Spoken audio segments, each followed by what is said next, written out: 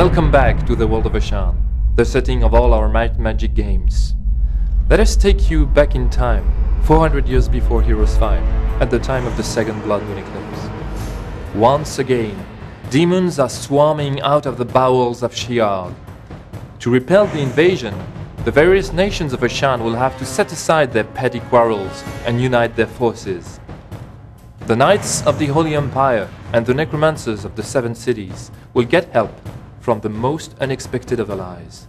The Orks. Way back during the first eclipse, the peoples of Ashan were in really bad shape. Demons were pouring out of Sheol and they were being overrun. What they eventually did was they called upon the wizards of the Seven Cities to come up with a solution. And they got this kind of unkosher idea and started injecting demon blood into criminals. These criminals ended up turning into what we now call the Orks. And the Orks were demon bashers. And these Ork armies then pushed the demons back into Sheol, and there was a relative time of peace. Now the wizards were extremely proud of what they'd accomplished. The Orks had won the war. And so they decided to keep the Orks as slaves. Now Orks will be Orks. They didn't really like the situation, so they eventually rebelled and they fought and they won their own freedom. And by the time you get up to Heroes 6, there is still a lot of animosity in people that preferred them in chains. Sandor is the bastard child of Duke Slava of Griffin and his first love, the beautiful Lady Elizabeth. A political burden since birth, he soon became a troublemaker and found an outlet for his frustration and anger alongside his father's master of arms, the Ork, Thrall. Imagine the Duchy of Griffin and the Duchy of Wolf, they've been feuding for decades.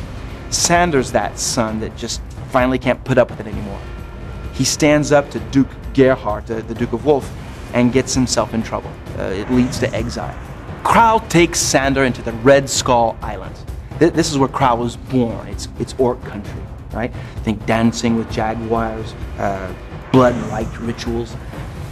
Sandor's confronted with everything that it means to be an Ork, and he becomes a war chief. He's popular, he amasses a huge horde, a giant army, and goes back into the Holy Empire.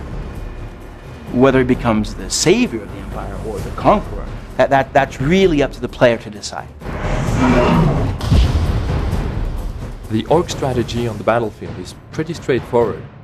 Rush now, think later. The stronghold creatures are fast, highly mobile, brutal, and tough. Their melee damage output is simply the best in the game. They have thick skin, brutal determination, high pain threshold, and an innate resistance to magic. And their faction ability, the Blood Rage, improves their already impressive offensive capacities.